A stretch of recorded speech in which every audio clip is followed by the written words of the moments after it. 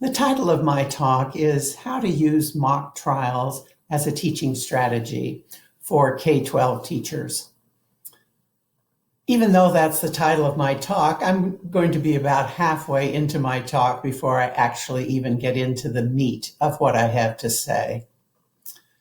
When I left for Lesotho, a small country surrounded by South Africa, I brought along with me a 15-minute videotape of a street law mock trial put on by high school students in Washington, D.C.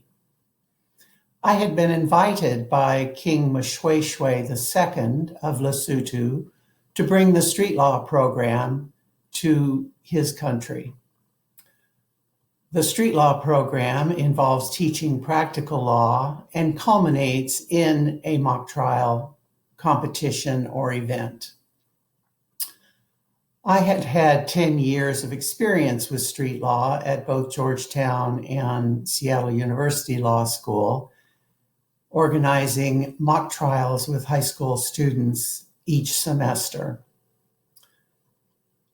As I looked at the map of Lesotho and realized that I was going to a very rural and remote location, it dawned on me that perhaps students in Lesotho might not react with the enthusiasm and eagerness that students in the United States did. With that in my back of my mind, I had some concerns about how this was going to work. Those concerns were underscored when I made my first presentation at an event in Lesotho that was attended by the King and Queen, the ministers of education and justice, all the justices of the High Court of Lesotho, lawyers and teachers. Skepticism was shown after I showed the videotape of the Washington, D.C. high school students. The Chief Justice of the High Court even said to me, "Well, Margaret, these students could do so well because they're Americans. Students here in Lesotho would not be able to do well."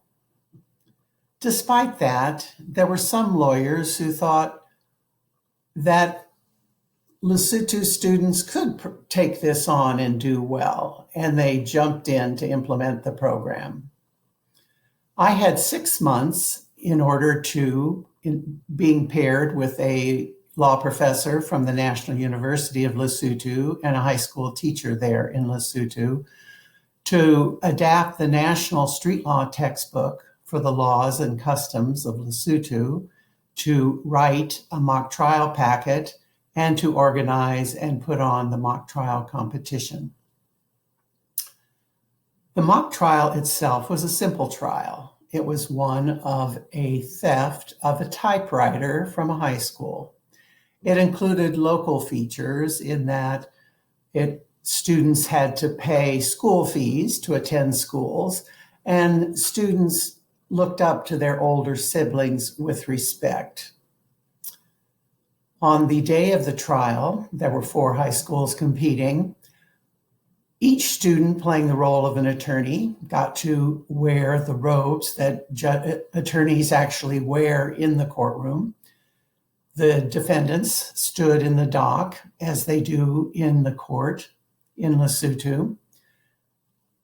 All the 4 trials took place in the High Court of Lesotho, and the trials were presided by the High Court justices themselves, even including the Chief Justice. After the elimination rounds went forward, we did have a winner, but it was obviously clear that all students who participated were winners. The Minister of Justice explained to me how impressed he was at the level of understanding that students had of law and procedure, and their amazing skills to speak on their feet, to make objections, to respond to objections. The Minister of Education was particularly impressed with how students were motivated to learn English in order to perform well for the mock trial. and also how they could articulate their viewpoints and perspectives using English. Even the Chief Justice explained to me how thrilled he was with how well the students did. So why is it that students halfway around the world have the same type of reaction to mock trials that students here in the United States do? Well, first of all, students see as part of their everyday lives dramas that are portrayed in movies or television shows, or they follow mock trials or trials that take place in the media, typically of celebrities or local situations in their communities. There's also the performance piece, and they're pitting their performances against those of other students. They also, in the preparation for the mock trials, regularly work with judges, attorneys, police officers who come in to help them understand how they might testify, or how it is that police come across the information that they are able to use in court processes. For many students, they have never ever met a judge or an attorney or a police officer, and myths about these roles are dispelled. It also opens up to them career possibilities that they may never have considered for themselves. So how does a teacher go about setting up a mock trial? Well, I recommend that teachers begin with a scripted mock trial, one in which each part is read like a play, except for the jury deliberations. At that point, the jurors come up with their own individual verdicts, which could be different from the others, and that leads to a discussion about what evidence was important or which witnesses they found believable or didn't find believable.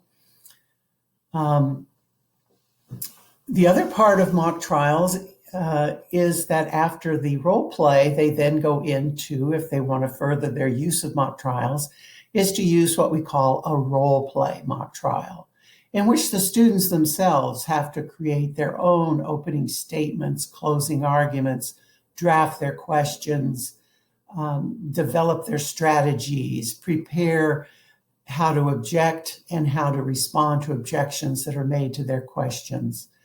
For the witnesses, they need to be clear on what the facts are in their witness statements, and then also how to actually adopt the persona of that particular person and how to stand up against tough cross-examination by the other side. Students develop so many skills in working with mock trial. They learn to work as a team with each other.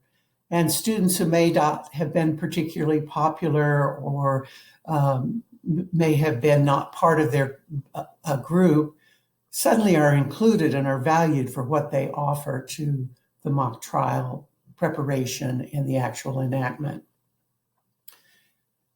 Mock trials also work with elementary school students. I have put on many elementary students, for students including as young as 6-year-old jurors in first grade, in cases that deal with fairy tales or movies that are directed towards children. A popular one is when the hyenas in The Lion King are put on trial for the murder of Scar. Fairy tales like Cinderella being charged with burglary for breaking into the house of the 3 bears and eating their porridge. Mock trials also are used to examine historical decisions. So, for instance, President Truman's decision to drop the atomic bomb, or Mark Antony's decision to kill Julius Caesar. All trials have 2 sides, at least, and so students get to explore in depth what the underlying facts might be and what the arguments might be, and they learn content that's relevant to their lives. So for instance, in the mock trial dealing with whether or not a school district should be liable for the opioid death of a student athlete who took opioids at school, students learn about the effects of opioids on high school athletes and the dangers of doing that. Should an amusement park be held liable for someone who breaks into the park after it's closed and is injured?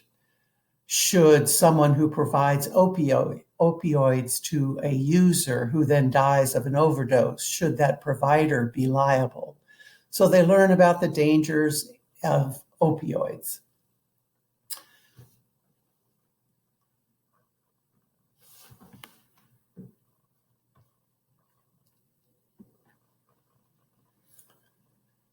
At the end of each trial, students should write their reflections and observations. This helps them get a perspective on the effort that they have made and whether or not this way, the adversary system, is a good way for solving what is true and what the consequences should be. I've been conducting mock trials with students for over 80 semesters, that's over 40 years. And I can say with total passion and commitment that mock trials work and that they teach important content and skills to students. So I encourage you teachers to consider using mock trials. There are amazing resources that are free on the internet, and I can guarantee you that you will be very glad that you did. Thank you.